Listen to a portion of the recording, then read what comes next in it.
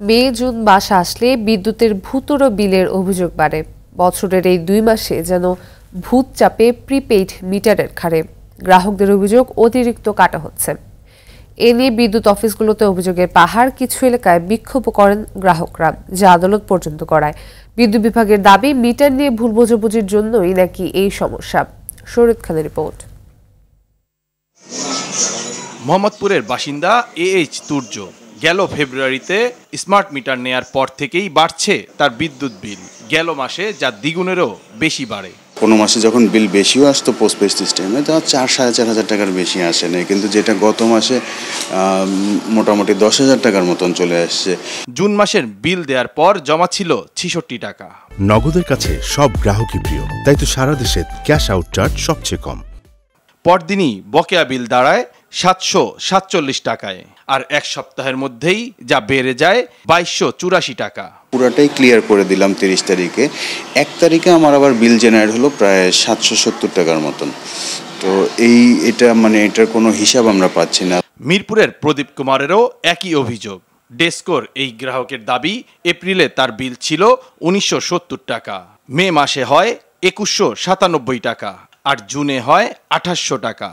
অথচ জুনের 15 দিন তিনি বাসাতেই ছিলেন না।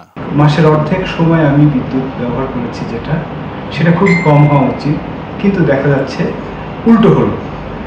2000 টাকার যে জায়গায় বিল আসে সেখানে এসে গেল 3,000 টাকা। মে জুন মাসে বেশি বিলের অভিযোগে বিক্ষোভ হয় কয়েকটি এলাকায়, যা আদালত পর্যন্ত গড়িয়েছে। পাওয়ার সেলের মহাপরিচালক জানান, বিষয়টি খতিয়ে দেখতে কাজ করছেন তারা। যে প্রিপেড মিটারের যেসব ব্যাপারে যেসব অভিযোগ, সেগুলো খতিয়ে দেখে একটা মহামান্য হাইকোর্টে একটা কমিটি গঠন করে সেই কমিটির রিপোর্ট দাখিল করতে বলা হয়েছে।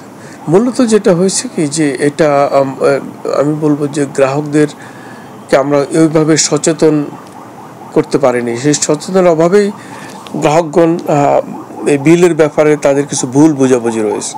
নগদের কাছে সব গ্রাহকই প্রিয়, তাই তো সারা দেশে ক্যাশ আউট চার্জ সবচেয়ে কম। সিস্টেম লস কমাতে বিল বাড়ানোর অভিযোগ রয়েছে কোম্পানিগুলোর বিরুদ্ধে, আর জবাবদিহিতা না থাকায় কোম্পানিগুলো এমন কাজ করছে বলে মনে করেন অধ্যাপক শামসুল আলম।